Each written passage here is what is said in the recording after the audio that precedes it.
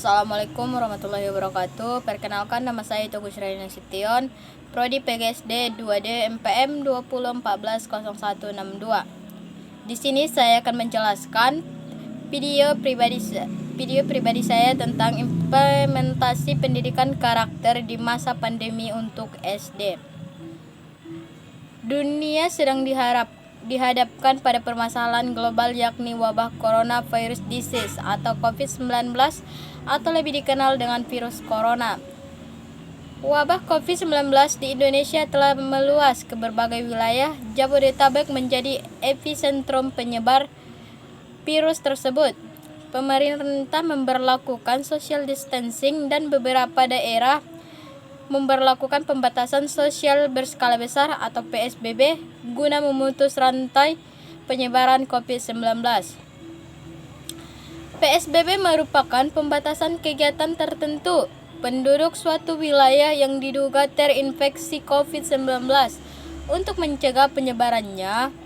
Tujuan PSBB ini untuk membatasi kegiatan tertentu, membatasi pergerakan orang atau barang, mengantisipasi perkembangan eskalasi, memperkuat upaya penanganan kesehatan dan menangani dampak sosial ekonomi dari penyebaran COVID-19. Kebijakan social distancing berimbas pada hampir seluruh sektor kehidupan, termasuk sektor pendidikan. Pemerintah melalui Menteri Pendidikan dan Kebudayaan Nadiem Anwar Makarim memutuskan untuk memindahkan proses pembelajaran tatap muka menjadi pembelajaran secara daring, diumumkan melalui Surat Edaran Nomor 3692 MPK AA-HK-2020. Dengan demikian, pembelajaran di rumah secara daring diberlakukan pada seluruh tingkat pendidikan. Pembelajaran secara daring menuntut tenaga pendidik untuk mampu berinovasi dalam melaksanakan pembelajaran. Pembelajaran seharusnya dirancang agar membawa peserta didik ke pengenalan nilai secara kognitif, penghayatan nilai secara afektif, dan akhirnya ke pengalaman nilai secara nyata. Dengan demikian, semua yang dipelajari harus bermuatan pendidikan karakter. Misi utama pendidikan tidak sekedar membuat peserta didik menjadi pintar dari segi intelektual, namun juga berkarakter baik. Misi tersebut tetap harus dijalankan apapun metode pembelajaran yang digunakan, baik secara konvensional maupun pembelajaran daring. Manusia secara keseluruhan memiliki pendidikan karakter bertujuan untuk menanamkan nilai-nilai kebaikan, membentuk manusia secara keseluruhan dan mengembangkan potensi yang dimilikinya sehingga pandai dalam berpikir, respek dan bertindak, dan juga melatih setiap potensi diri seseorang agar dapat berkembang ke arah yang positif. Selain itu, berkaitan dengan dunia pendidikan, pendidikan karakter bertujuan untuk meningkatkan mutu dan hasil pendidikan. Prinsip implementasi pendidikan karakter yaitu pembelajaran dibuat agar peserta didik dapat mengikuti dan aktif dan menyenangkan. Pembelajaran aktif berpusat pada peserta didik, berarti peserta didik berpartisipasi dalam proses belajar sebanyak mungkin. Tenaga pendidik bertugas menuntun peserta didiknya agar aktif tanpa harus mengatakan bahwa ia harus aktif. Pendidik juga perlu merencanakan kegiatan pembelajaran yang dapat menimbulkan peserta didik aktif. Misalnya, merumuskan pertanyaan, mencari informasi, mengumpulkan informasi dari sumber, mengolah informasi yang sudah dimiliki, merekonstruksi data, menyajikan hasil sehingga dapat menumbuhkan nilai-nilai karakter pada peserta didik melalui kegiatan belajar daring. Pendidik sebagai fasilitator dalam kegiatan belajar mengajar memiliki pengalaman sosial yang lebih luas untuk membentuk karakter siswa. Hal itu karena karakter dianggap terbentuk tidak secara otomatis, tetapi berkembangnya melalui pengajaran. Akhirnya pendidiklah yang bertugas mengembangkan karakter peserta didik tersebut melalui pengajaran. Para pakar pendidikan pada umumnya sependapat tentang pentingnya upaya peningkatan pendidikan karakter melalui jalur pendidikan. Namun, terdapat perbedaan-perbedaan pendapat tentang pendekatan dan model pendekatan atau metode yang harus dilakukan pada kondisi saat ini harus disesuaikan dengan anjuran pembelajaran secara daring. Ada beberapa metode pembelajaran bermuatan karakter dapat digunakan secara daring, antara lain active learning bermuatan karakter, contextual teaching and learning bermuatan karakter, strategi pembelajaran inquiry bermuatan karakter, pembelajaran berbasis masalah bermuatan karakter, pakem bermuatan karakter, strategi pembelajaran inovatif bermuatan karakter, strategi pembelajaran afektif bermuatan karakter, dan quantum learning bermuatan karakter.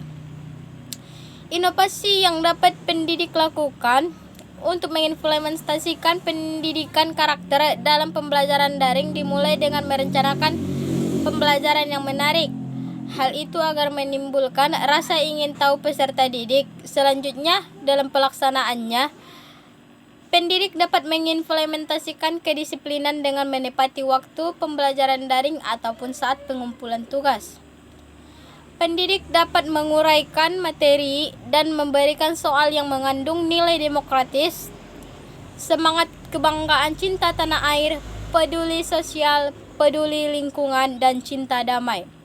Mengembangkan nilai demokratis dapat diwujudkan dengan memberikan soal-soal open-ended yang menumbuhkan semangat kebangsaan dan cinta tanah air. Dapat ditempuh dengan mengambil tema pembelajaran yang berkaitan dengan Indonesia. Sementara nilai peduli sosial dan lingkungan hidup dapat dicapai dengan membentuk kelompok diskusi yang harus peserta didik lakukan secara daring, sehingga rasa cinta damai ada dari siswa dapat tergugah.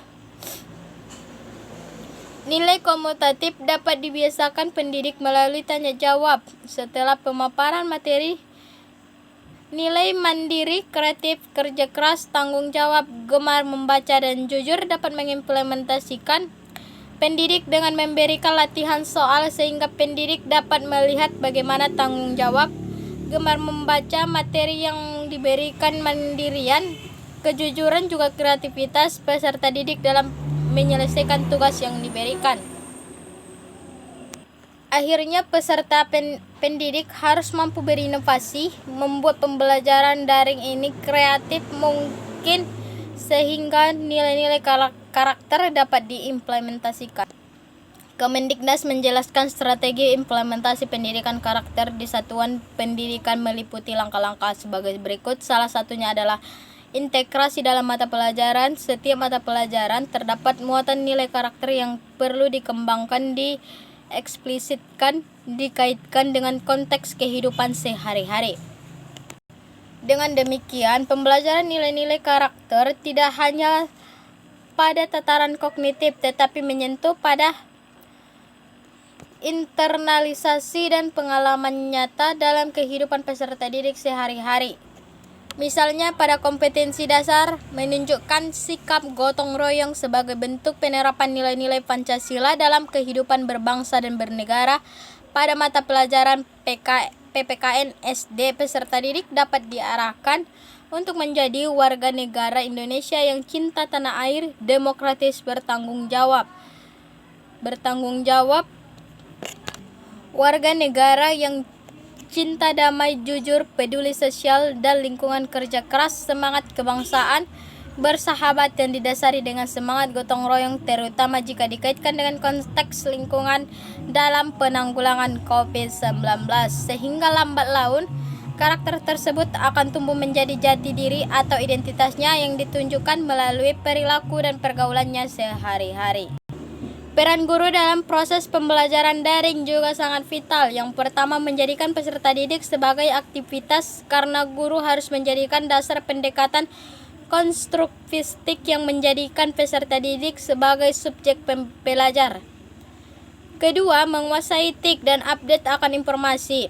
Ketiga, menciptakan suasana belajar yang interaktif, inspiratif, dan menyenangkan. Keempat, memberikan evaluasi dan umpan balik setelah proses pembelajaran berlangsung. Secara garis besar, komponen yang harus dipersiapkan oleh guru sebagai infrastruktur adalah ketersediaan jaringan internet, menyiapkan strategi pembelajaran, menyiapkan konten belajar atau efek, gambar, audio, video, dan simulasi, menyediakan learning management system seperti Google Classroom, Zoom, Jitsi, Webex, dan lain-lain.